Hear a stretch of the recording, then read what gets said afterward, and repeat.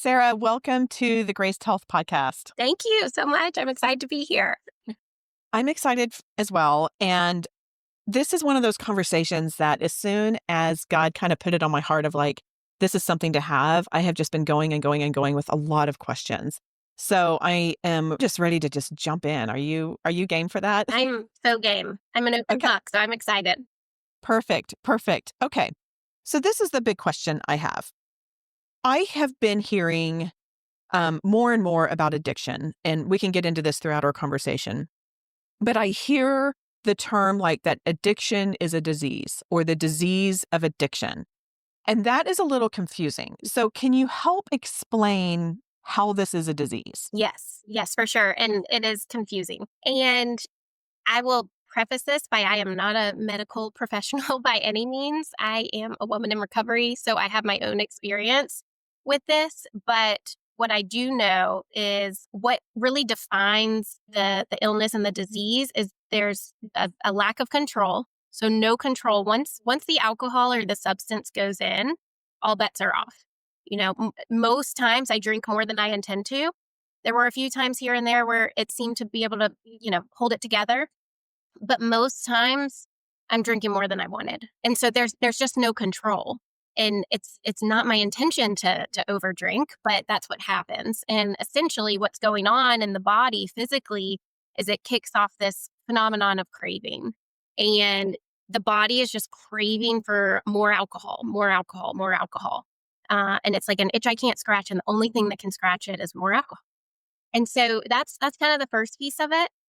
It's like, okay, if I'm quote unquote allergic to alcohol, like my body physically reacts differently than my sister who can have a glass of wine and go to bed, then the answer would be just don't drink. Like if I'm allergic to strawberries, just don't drink strawberry or just don't eat strawberries. And so there's the no control, but then there's this no choice piece, which was even harder for me to understand. And I think it's way harder for somebody that's never experienced to understand, because even for me, it's like, what do you mean I have no choice? Like I have no choice over my own mind and body. Like I can choose not to do this, but my experience showed I never chose not alcohol. So it was always in the direction of alcohol. And the no choice is really this like delusion. I'm under the delusion that this time it'll be different. Or it's this obsession that somehow, someday I'll be able to drink normally, when my experience shows over and over and over, I cannot drink normally. But in those strange mental blank spots, I can't see it. And my brain, like there are no consequences coming in. In that moment, I really believe it's going to be okay. And I have experience with that. I mean, there have been experiences, if you would have put me up to a lie detector, I would have truly believed everything was going to work out okay, even though there is no experience to show that's going to work. So yeah, and there's lots of studies done on this. There's the addict and alcoholic's brains. They light up in different ways in different areas. And, I've read things on it's more based on a reward system, and our brains can't necessarily pull in the bad things that have happened. But yeah, that's kind of the gist. No control and no choice. Well, one of the follow-up questions I was going to have to that, which you kind of talked about, was you say it physically reacts, or we physically react different when addicts will have alcohol or drugs versus when non-addicts will. So is that kind of what you're talking about, like with the brain, like your brain lighting up differently? Yes. Okay. Yeah. So again, not a medical professional, so nobody quote me on this, but there, a lot of, for example, when I went to treatment, I remember there were family weekends and a doctor would come in and talk to us about the brain and how my brain is different than my family's brain, which is all really good information, but I'm not going to get a new brain. So Right. I gotta find a solution for this. Right. But yes, there's a lot of scientific evidence on the body and the brain being different. Okay. As you're talking, it reminds me of a time, and I think it was in 2014 when Philip Seymour Hoffman died. If my memory serves correctly, it was from opioid overdose. Yes. But it was addiction related. You Am I right on that? And the opioids? Okay. And I remember saying to a friend of mine whose husband is in recovery, I don't get it. Why couldn't he just say no? Why couldn't he stop?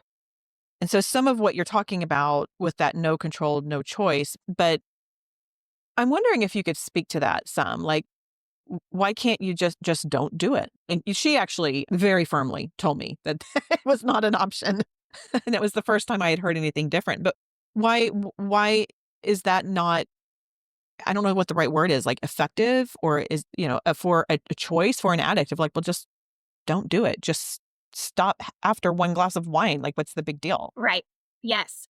And that was so the way I thought until I experienced my own alcoholism.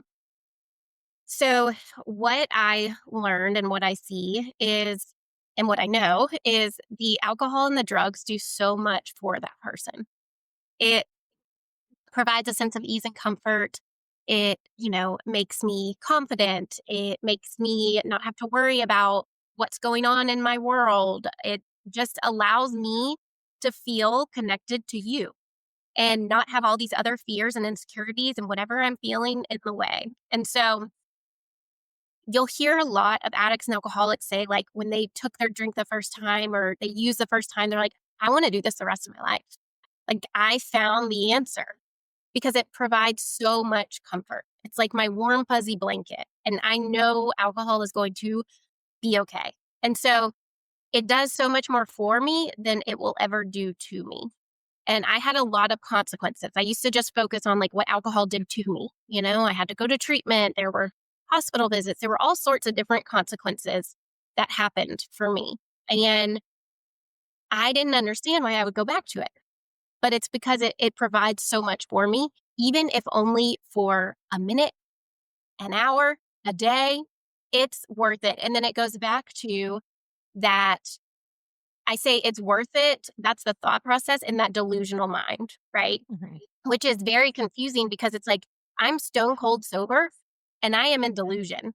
I'm stone cold sober and I can't trust my mind because my mind is telling me, Sarah, you know what will calm you down? Just a couple drinks. We're not going to get out of control this time. Or, I'll start tomorrow. Or, I don't care when really I do care. Really, most addicts and alcoholics care a lot about their family and friends, like care so much. And so so it's impossible to stop if there is not another solution because alcohol is my solution to life, Mhm. to anything. So I got to find something that provides that same ease and comfort and more, or I will go back to this every time. There's just no question. As you're talking to me, you're holding up two hands, Yes. right? Like of here's this and the solution. So I'm sure we're skipping ahead and I want to come back to some of what you said, but what is the solution? A spiritual experience and getting connected to God. And, Okay. you know, for me, I had always believed in God, grew up going to church. The belief was always there. The belief was not enough to save me from my alcoholism. Praying was not enough to save me from my alcoholism. I needed to go through a spiritual program of action that was a vehicle to get me connected to the power. Okay. And is that what like a 12-step program is? Yes. Okay. Because, one thing I have heard from people, we're a community of, faith-based women. Most people who listen to this are Christians.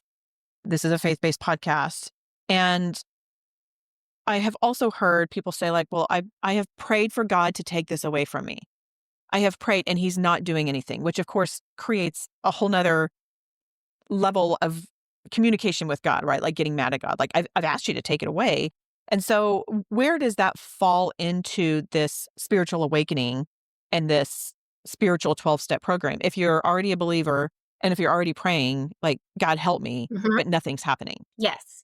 And so that's a really good question because it's so very common. But, there are alcoholics that are ministers and there are drug addicts that are pastors. And so that, again, the belief and the faith, that doesn't matter. There's got to be this like actionable steps to help God change us. And so what we find out through a 12-step process is there's a lot of old beliefs. There's a lot of old programming, a lot of old ideas that maybe we grew up with, or maybe we kind of made up in our head on our own. So we got to get a lot of the resentment and the fear and all the junk off of us, essentially. And then we got to go clean up the harms we've done. And then we got to go out and help other people. And so it's such a just, I mean, it works every time. It does. If you're honest and you're a real addict or an alcoholic, it can work for you. And that's why I'm so passionate about it, because I see it work over and over and over. And when people ask for help or ask God, like, please take this away, please help me. And then someone's trying to, family members trying to get them to treatment or something, like, well, not that kind of help. Hold on. Like, the answers are coming, but maybe not in the way they want. Mhm. What you're saying about this 12-step program is kind of a light bulb moment for me with regard to our faith and just praying. So, like, just the praying isn't working, but the working through the 12 steps, 'cause do they kind of build on each other? Absolutely. Okay. Yeah. So, and go doing that, and then just the little that I know about the brain, and so does that, like, kinda change the pathways in your brain and help you think differently so you can make different choices? Am I onto something, or am I just making stuff up? Well, so I don't know if it's going to change the pathways or anything like that. But what I do know is my brain was changed. Like, it was changed. The problem was removed. The obsession was removed. And I really believe that was God. Like, I know it was, because nothing else did it. I tried everything. And there's just, there's just no other answer. Okay. Well, I'm in with that, right? Like, I God can do amazing things. Absolutely. I guess, and I don't know why my mind is going here, but, like, yes, it works. So, yes, I'm with you. But then what about, like, the relapses? And what about, I mean, from what I understand, the statistics of, someone going to treatment and having and I don't even know if relapse is the right word, but going back to the drink or drug, what then? Right. Yeah, that's a really good question. So, relapse, that word is thrown around so much. A lot of times, if someone is quote unquote relapsing, they really are just in the vicious cycle of addiction, and they're just getting separated, like going to treatment or going to jail or detoxing, and they don't have any other solution. And so they're going to drink again, or they're going to use again, however long they can try to, white knuckle it. And it's miserable to be in that state, to not have a solution and just be dry, essentially. And so there's a lot of people that it's like, I've relapsed 100 times. It's like, you've never had any other way. Like, it's like breathing, like you're going to drink. It's not a matter of if, it's when. And so with a true relapse, I actually have experience with that. And what happened was, essentially, I did all the things, all the recovery things, and I got these wonderful gifts of sobriety, and I stopped doing all the wonderful things that got me there. And that was it. It was game over. I lost the conscious contact with God, and I got back into the delusion and the obsession, and I didn't even know it. And so that's why the 12-step process and the spiritual program of action is so important on just taking the action. And I've just learned to take the action regardless of how I feel. And now it's just a way of life. Because for a long time I thought, like, okay, I've graduated, I'm done. I don't thanks for the information, guys. I'm good. See ya never. And no, this is like a way of life. I do these things, I do things daily to get a closer relationship with God. And the alcohol piece doesn't come up. It's just, like I said, the obsession is removed. Every morning I don't wake up and say, God, please keep me sober today. I'm not thinking about it. I'm like, God, how can I be helpful today? How can you show me where I need to go today? Because I truly believe if we have this thing, our purpose is to go help the next person. I would not be sitting here if we were alcoholic. Yeah. One of the things that comes to mind, and this is one of the things that drives my children crazy, is I will tie this back to health, and I will tie this back to, like, what I do. And it kind of reminds me of, like, I have had I have had injuries on every ball and socket joint in my body, like both shoulders, both hips. And so I'll hurt it. I'll go to PT and get the physical therapy and do the movements, and then it'll work for a while, Yes. and then I'll stop. Right. And then lo and behold, guess what starts hurting again? Is that damn shoulder. Yes. And so and so it's like it kind of reminds me of that, obviously on a much more significant level because my shoulder will just hurt, but but going back and having a true relapse. And so I don't know, that's kind of an analogy that I came up with that is applicable at least in my world. Yes. No, I love that. That's exactly, I mean, they're the same thing. So, yeah. Yeah. Let's talk about for my members of my community who maybe they are not struggling with addiction, but they maybe fear or know that someone in their world has addiction. And it's funny because, God just kind of puts these things in my path. And as soon as I really kind of heard him saying, okay, I want you to do this episode on addiction, then my ears kind of opening. And it is astounding how many people I have spoken with are like, talk about their spouse or it's like wherever it is, spouse, sibling, child. One of my friends is navigating with an ex-spouse and helping her child, navigate that. I mean, it's everywhere. And so I guess one question I would have is for people in that situation, how can we support our loved ones who either are or we fear are addicts? And maybe the second part of that question is, and how do we know the difference? That's hard. You know, there are a lot of different situations. I truly believe every family's situation is different. I mean, the addict and the alcoholic, they're all the same. But to support someone, always coming from a place of love, more than likely the alcoholic or addict is going to be defensive. They just are because they're scared and they don't know it, but they're scared. Because when my father told me I could never drink again, that did not go well. Like I said, it's my warm, fuzzy blanket. It's the only thing where I can exist in this world and be okay. And so you're telling me I can't have that? I was extremely defensive. Well, also, not to interrupt, but our society here in America is so entrenched with alcohol that it's very hard to imagine what life and how social circles and what work is going to be like if you can't go to happy hour, if you can't meet your girlfriend for wine, alcohol is just slamming us in the face all the time. Yes, So, yes. And that was me. I could not imagine I'm like, what am I going to do? There's so much and my life is so full today, but it's a big fear and it's scary because we've lived our life a certain way for so long. So how could I possibly imagine a life without it when it does so much for me?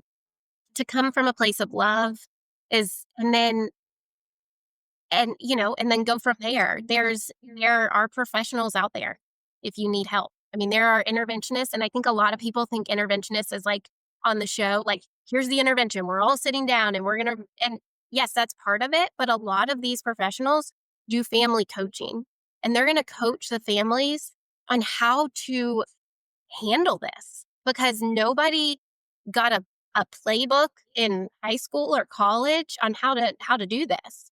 And so a lot of them are really, really good to just help guide you. And I know people are scared to call and they're scared that they're just scared, but there are some really good people out there to help with the family coaching. And then if an intervention, like a true intervention is needed, that'll happen. If not, maybe the families just need their own coaching on how to hold a boundary and have a conversation and these things that I certainly didn't know existed. right. Okay, but if you bring someone in, and I've never watched any of the intervention shows, so I don't really know that is like. But if you bring someone in for an intervention, then presumably the addict is not at a point where they want to get help, or they're not at a point where they want to do all of that, right? Like you were saying, like, well, I want help, but not that kind of help. Yeah. You know? So, can treatment be effective for someone who really isn't fully on board? Yes and no. It depends on the individual. It has to be a surrendered moment for the addict or alcoholic. There has to be a moment of internal brokenness and just being done. And it doesn't necessarily have to be when they're on their way to treatment. That can happen while they're in treatment. It can happen the last day of treatment. Even if they go kicking and screaming, that doesn't mean it's going to be a failure.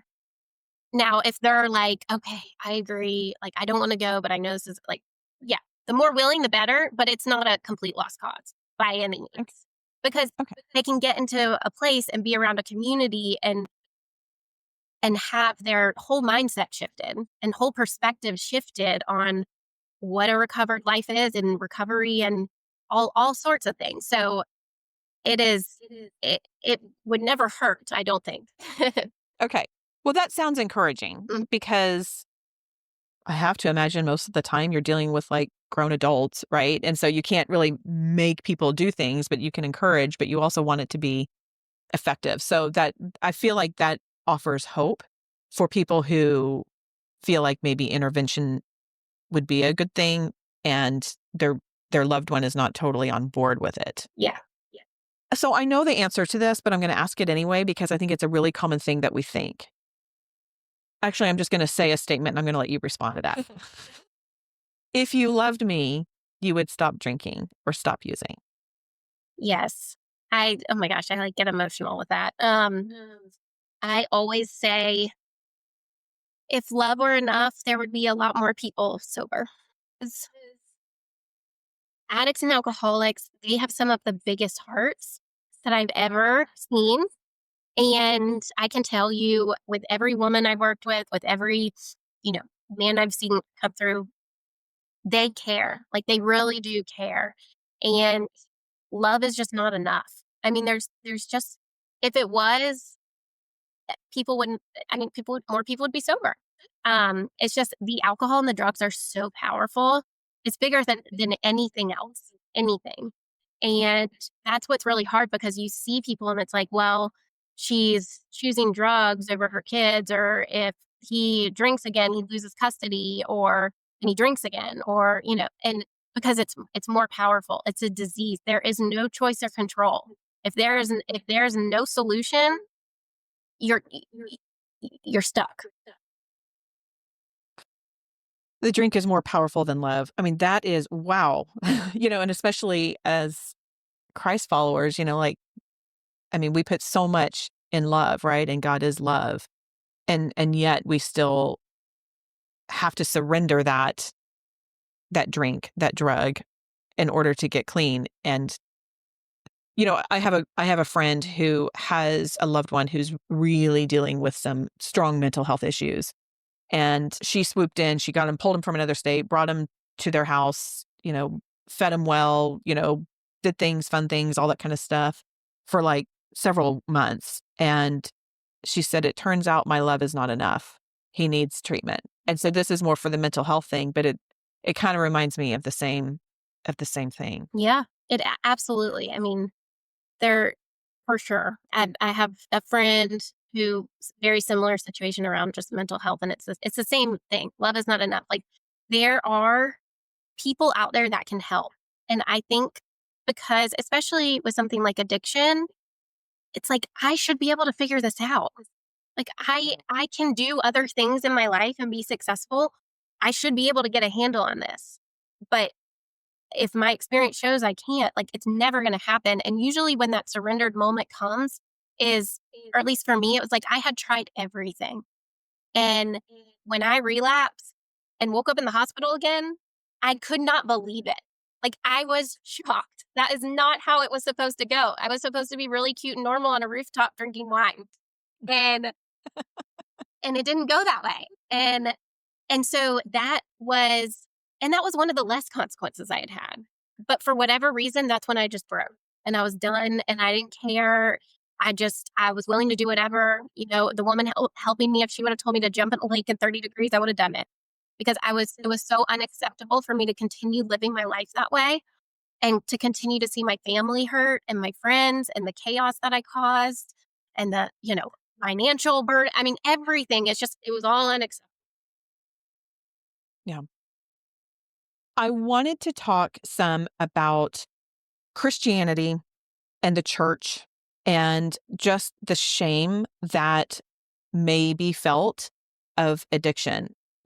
It's interesting. I attend this amazing church that is pretty good at recognizing the hard things in life. And they had a night of prayer and worship several months ago and had people say like, just fill out anonymously, how can we pray for you?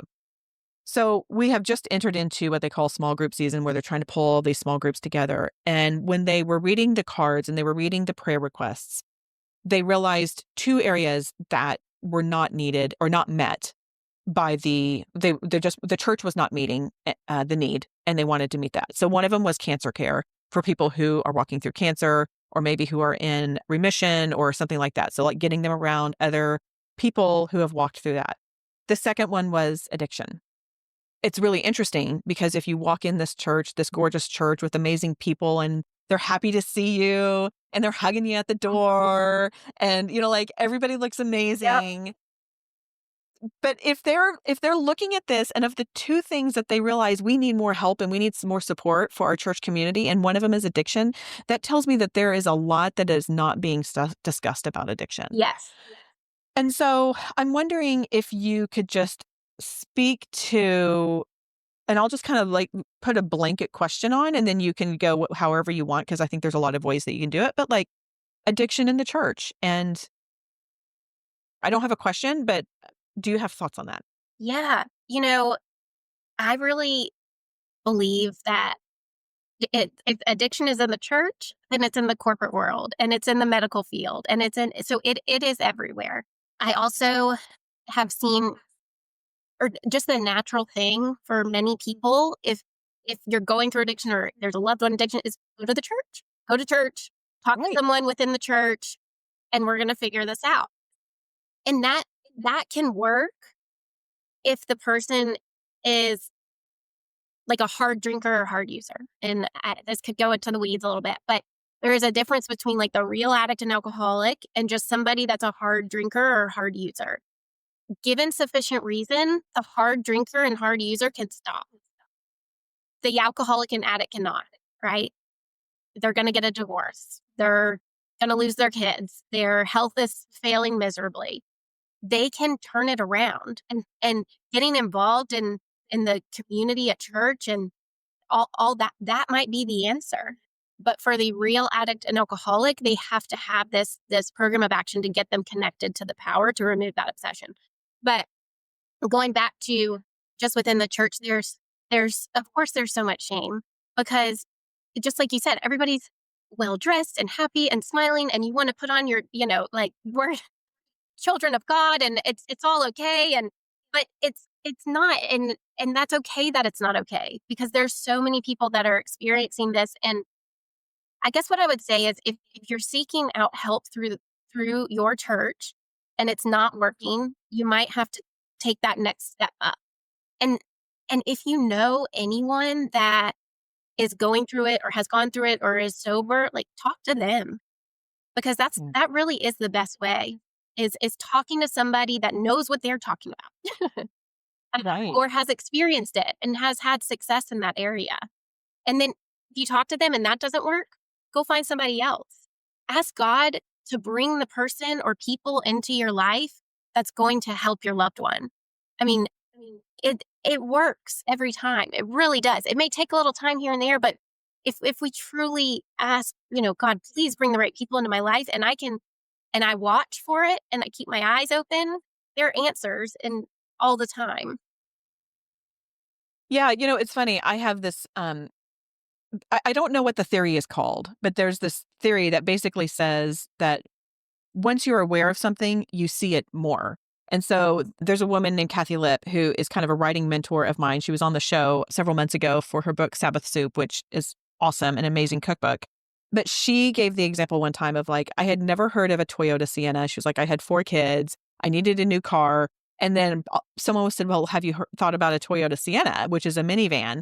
And she was like, no, I haven't even heard of it. And she was like, and lo and behold, every time I went out, I saw Toyota Siennas everywhere on the road.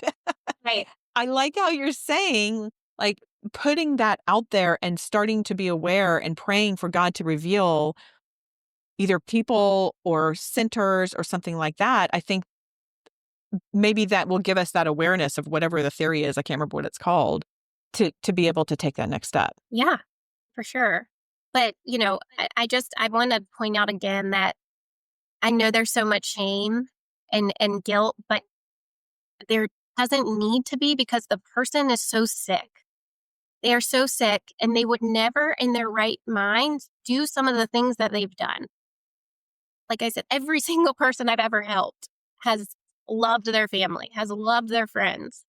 So they're just very, very sick people. I think too, there's this thought of like, well, if I was a better Christian, then I wouldn't have a problem, or I wouldn't, I would be able to say no, or I wouldn't drink so much, or I wouldn't use, or something like that. And, I think there's a little bit of a crossover with this of the perception that this is also a moral issue. Yeah. Yes. And I was told moral and philosophical convictions galore. We can't live up to them even if we'd like to. We can't live up to our morals even if we like to. I was raised with knowing the difference between right and wrong. I was raised in a great family. I had great friends. I didn't have any sort of event that would quote unquote make me alcoholic because I thought something had to make me an alcoholic. I really believe it's just in my chemical makeup. And I don't know if that's right or wrong, but I that's what I believe because there's nothing external that could have made that happen. And also addicts and alcoholics have all different backgrounds and stories. And, there's people that go through really, really hard times and they're not addict or alcoholic. And then there's people that go through the exact same thing and they are. And then there's people that don't go through that rough of a childhood and they're alcoholic. And I'm sorry, I got off track and now I forgot the question. No, that's good because now I have like 14 more questions for you. So, but you're talking about the chemical makeup. I have heard that it can also be like a genetic component. So, is there like if we have people in our families who have had addiction, whether or not they're in recovery or whether or not it did not go the way that we had hoped it would go, like does that make a difference if it runs in a family? I mean, it's kind of like, yeah, just in genetics. I mean, does that play into this as well? Yeah, I mean, I have read stuff and seen stuff on genetics for sure.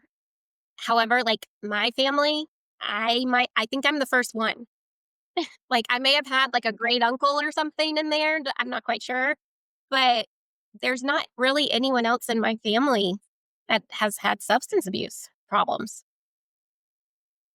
I think where my mind goes with some of this is we all want to prevent pain and hardship in all of our lives, right? Like we know that there will be hard times. I mean, Jesus talked about that, but we want to prevent it as much as possible because it's uncomfortable. And so I think if I'm really honest, part of that question is like, you want to be able to point to something and know and then prevent and like take all of these action steps. Like, well, they did this, this, and this, and now they're an alcoholic. Yeah. So therefore, I'm not going to do, or I want my loved one to not do this, this, and this. Yes. Yes. And I mean, I really believe, and I guess kind of going back to your question about like, I'm a good Christian, like, why is this happening kind of thing? I am so grateful to be an alcoholic. Like, I truly, truly am. If you would have asked me that 10 years ago, that would have been like, first I would have been like, I don't have a problem. But this way of life is just so much better than the way I was living. Take the alcohol out of it. Like the way I operate as a human being is completely different than I used to operate in. And so it seems like the biggest burden. It seems like the biggest, worst thing ever. But on the flip side of that, being able to go help somebody with which was once my biggest liability has now turned into my greatest asset. I was that person that had so much shame around, not telling people I wasn't drinking and hiding that because I thought people would think I was weak. And I remember sitting across from a woman, another alcoholic who was helping me. And I told her, I think alcoholics are weak and I think they're losers. And she was like, well, Sarah, I would have to argue they're some of the strongest people I know. And that has been my experience, like hands down. So we get to go have an experience to help the next person and like potentially help change the trajectory of their life and their family's lives and their employers' life. I mean, it's like doctors get to do that. Who else? Like it is such a cool gift. My spirit just wakes up when I sit down and help another addict or alcoholic because I know where they've been and I know they can get better too. I've never heard it said that way and that it can be a gift and you're glad that I mean, who in their right mind would say, "I'm glad I'm an alcoholic?" No one. No one. Like my kids, they have at the start of the year, they have like, what do you want to be when you grow up? I certainly didn't write an alcoholic. That's not on the thing to check. No, there's no That's so true. That's so true. I'm wondering if I'm gonna kind of shift drives here a little bit. I'm wondering if you can talk about, and I'm going to use this term, which I know that there's really not one, but like the face of addiction. I have talked with someone and her child is struggling, and she was like, I just have a hard time admitting that my child has an addiction because my version of addiction is living in your car shooting up heroin. And that's kind of what we think about. But you're sitting here telling us that there's pastors who are addicts, or alcoholics. There's like, and we know this, right? Because we see headlines and there's plenty of like, I don't know, people in the entertainment industry, like we know this, but our mind goes to, yeah, living in your car, Oh yeah. doing whatever the thing is. And so I was wondering if you can kind of help us understand or speak into that a little bit more. Yes. And I'm so glad you brought that up because that is what I thought too. I mean, I always say I thought the alcoholic was the man under the bridge with the brown paper bag. Certainly couldn't be me, you know? Right. Certainly not. It just goes back to the no control and no choice piece, what I talked about in the last episode. And what I think I forgot to mention is like, essentially, if I drink and I drink more than I intend to, and then I stop and I cannot stay stopped, then I mean, I'm probably an alcoholic or on my way. So the being able to stay stopped on a non-spiritual basis, that's what defines the difference between an alcoholic, a real alcoholic, and a heavy drinker or hard drinker. What do you mean by stay stopped? So do you mean like they're having some wine at night and they're going to stop? Do you mean like on a more micro level or stay stopped on like it's January 1st and I'm never drinking again? Right. Yes. So stay stopped in the sense of, okay, I see my drinking's a problem and out of control. So I can't drink anymore. I should not drink anymore. So I'm just going to stop. I mean, Okay. there's plenty of people that had crazy, you know, party life, college, after college. And then they're like, whoa, that got a little out of hand. It's time to stop and grow up. And they don't touch another drop of alcohol again. What about the person who says, I'm going to do sober October and that way I'm going to prove to myself that I don't have a problem because I stopped for a month? More power to them, but what happens when they pick back up that drink again? What happens then? Are they able to just have a beer and go home? Are they able to just have a couple drinks? Or maybe they have a couple drinks here and there, but then it progresses into, the 8, 9, drinking around the clock, whatever it is. And it looks so different, right? Because there are the addicts that have been homeless and have the needle in their arm, but that I am no different than them. And when I went to treatment the first time, I was the one kicking and screaming. And I sat next to people that had done all these drugs, and I had always been like anti-drug, like drugs are so bad. Oh my gosh, And of course now my perspective has totally changed, but I'm like, all I do is drink alcohol. Like I just, I had a bad breakup and it just got a little too, I've been milking it a little too long, right? Like, and so I'm sitting next to a guy that, was homeless, doing drugs. And then the other person next to me has 3 DUIs and I never got arrested. And so it was very conflicting because I'm like, well, I'm not as bad as them because I haven't had those consequences. But the reality was I was probably one of the worst ones in there with the way I drank because once I drink, all bets are off. I just don't know what's going to happen. And eventually it leads to very bad things, of course, but it's a progressive illness. It's a progressive disease. It gets worse, not better. So if that person is a real alcoholic that did sober October and then they start drinking again, it's going to get worse. That's just the nature of the disease. And so they will know. But for me, I really thought like if I could just get back to the way it was, if I can just, when I went to treatment, I just got to get it cleared out of my body and I'll just get back to the way it was.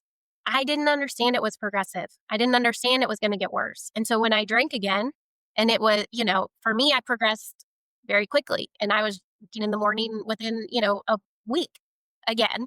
Some addicts and alcoholics don't drink in the morning. They never will. And that doesn't make me alcoholic, but that's just my story. But it will get worse over time for sure. Okay. Well, that's good to know that progression. That definitely makes sense because nobody in either one of our examples, like you living in your car or living under a bridge, with a brown bag, like that's not where people start. Right. Like nobody plans on doing this. Right. Right. It's the progression that takes them there. And I want to go back to what you were talking about with comparison. Like I'm not as bad as them. And, one thing that kind of reminds me of is this, what's it called? Comparative suffering. Like I shouldn't feel bad. I mean, this is in grief or in suffering or something like that. Brene Brown talks a lot about it, but like just because someone else has, like I have a really good friend who lost her daughter relatively unexpectedly. I mean, like within a couple weeks. Oh, no. And I can have hard things going on in my life. But if I'm constantly looking at her of like, well, my grief isn't, or my hard thing isn't as bad as her because she lost her daughter, like that negates my own hardness. Yeah. And so I kind of feel like this also is something we need to remember when we're talking about addiction because of like, well, I'm not as bad as them. Doesn't mean that you don't have a problem. Oh, yeah. Yeah. It just means they have different circumstances. They just have different consequences. I just got lucky that I didn't get arrested. I mean, I believe anyone's consequence is so possible for me. We all have our own story.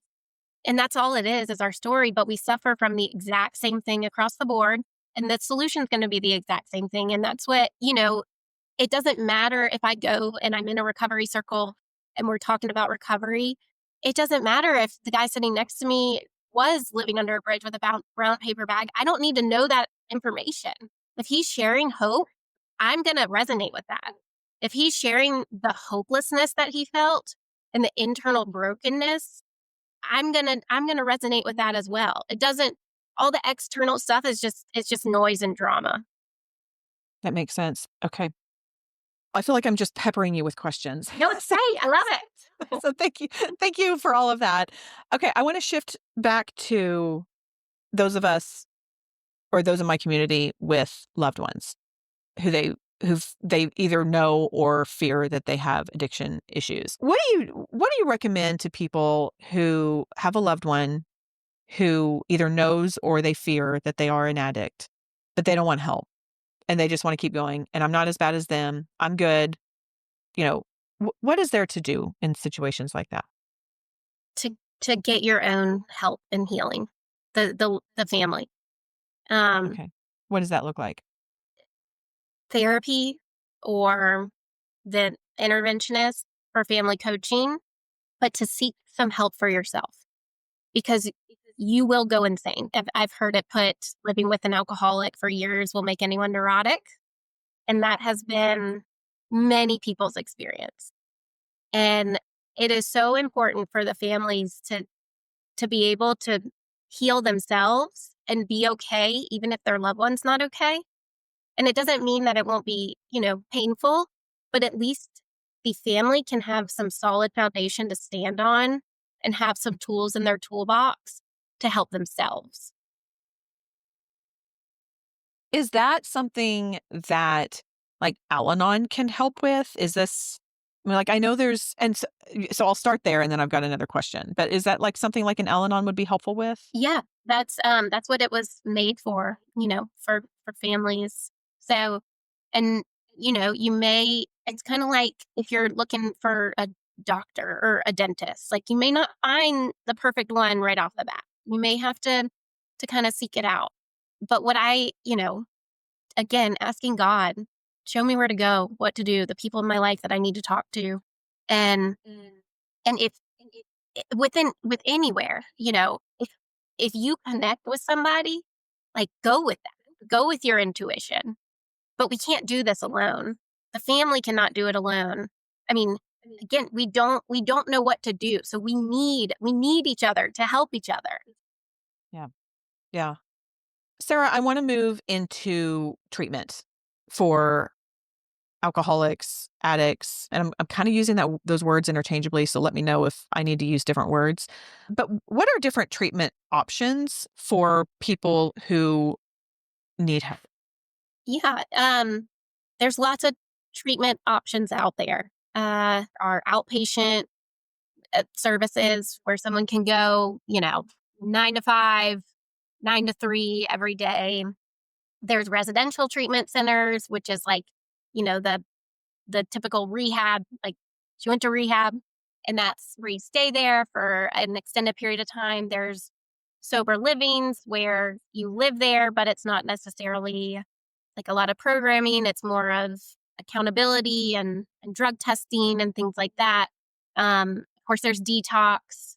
That's to get medically detoxed safely from the drugs or alcohol. And detox, this, I'll just say this because I did not know this. I had no idea how dangerous it is to detox off of alcohol and benzos like Xanax and Klonopin.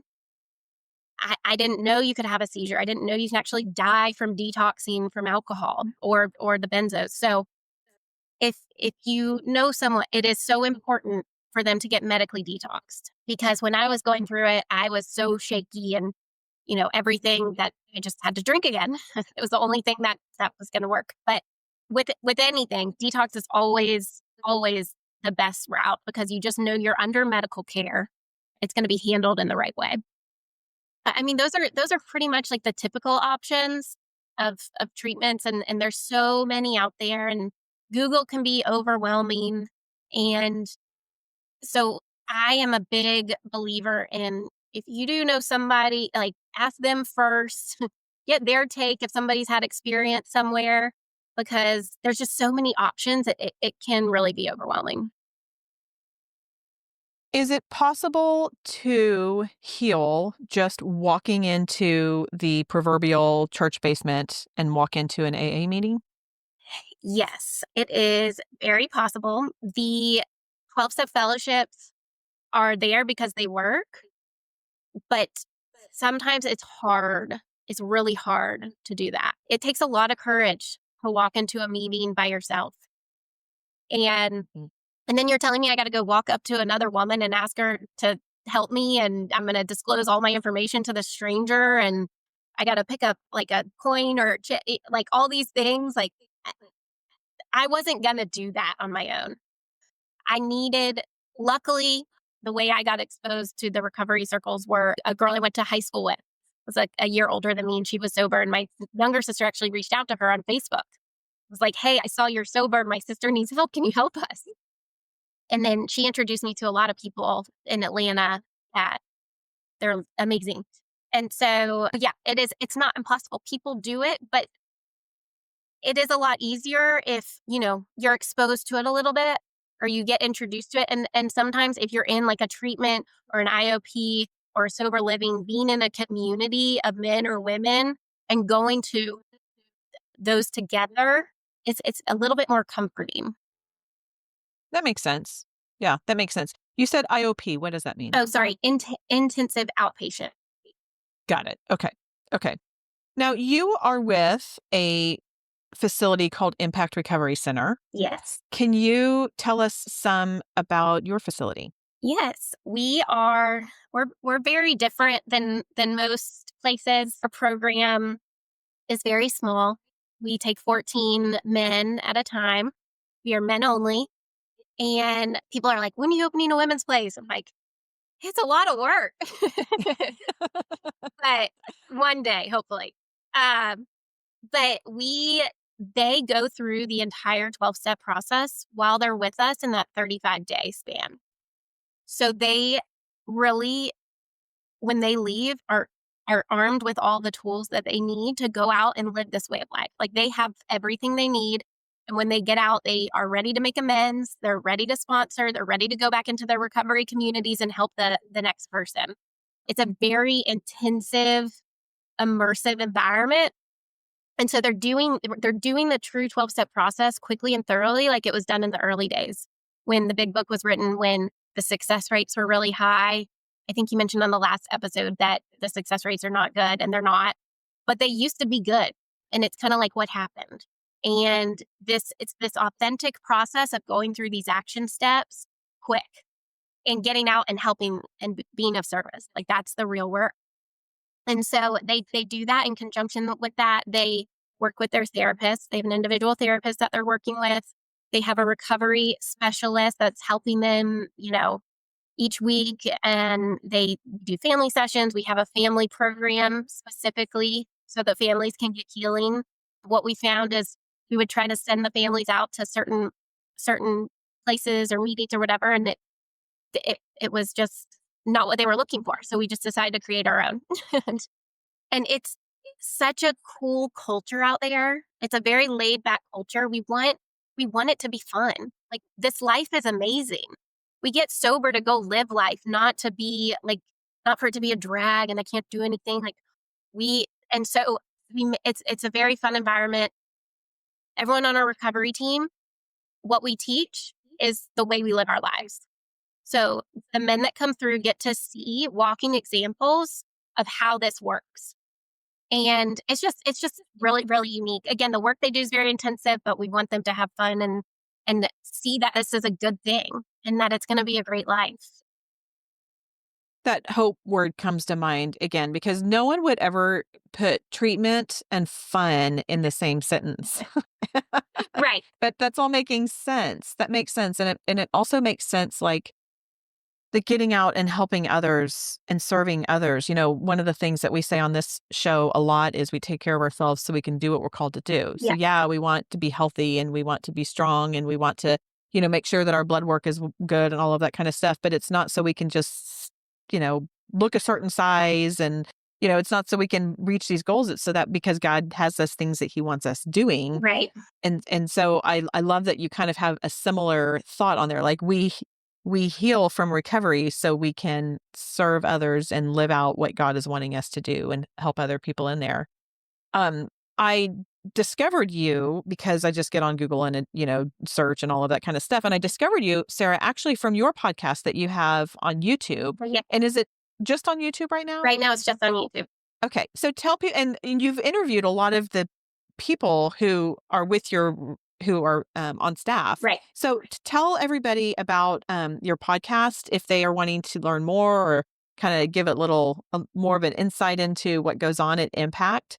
Yeah. So we'll just start with that. Yeah. So it's called Impacting Recovery Uncensored. And we talk about the truths about addiction, no sugarcoating, no judgment, just honest conversations. And we talk a lot about misconceptions in addiction and alcoholism and misconceptions in recovery. I hear it all the time. It's going to be a daily struggle, but they're strong. And, it's a fight every day. That is not my life. It is not a fight. I'm actually told that it ceased fighting. Like there is no fighting. We're in a place of neutrality. And so we talk a lot about these things that are so common in just the public knowledge that isn't necessarily lined up with the way a recovered life really can be. It's kind of crazy how it all kind of came about a podcast because our team certainly are not podcast people.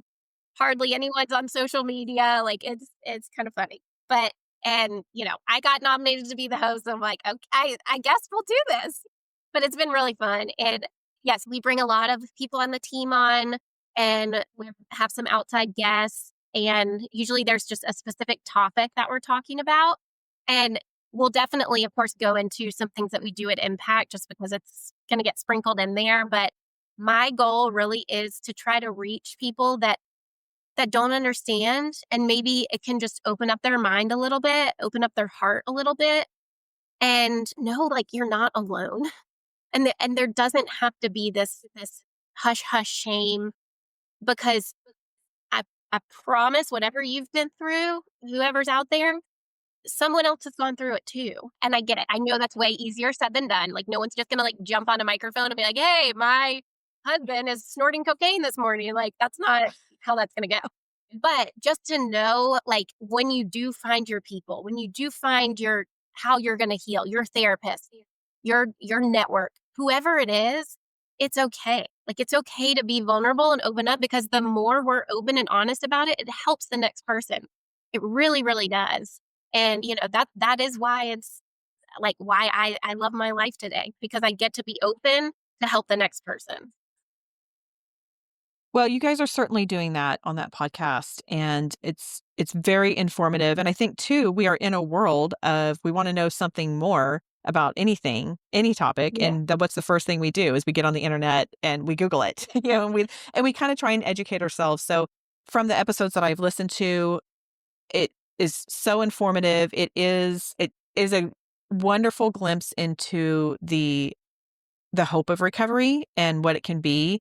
And it's just positive and encouraging, but not in a toxic positivity way.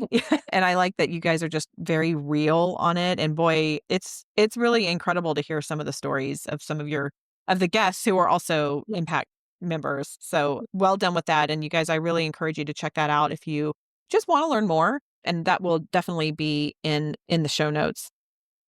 Sarah, I have a couple questions I ask all my guests. Before I do that, though, I have to thank you for your time for 2 full episodes worth of talking about addiction Yeah. and for me being all over the place because every time you said something, it was so good, it made me want to ask 10 more questions. So thank you, thank you, thank you for your time and your patience with me No, today. thank you so much. This has been so great. And I think I was kind of all over the place too. So hopefully it made sense. Well, and yeah, I mean, that's just kind of life too, right? Right. Like we're all over the Yes, all exactly. over the place. Yeah. Yeah.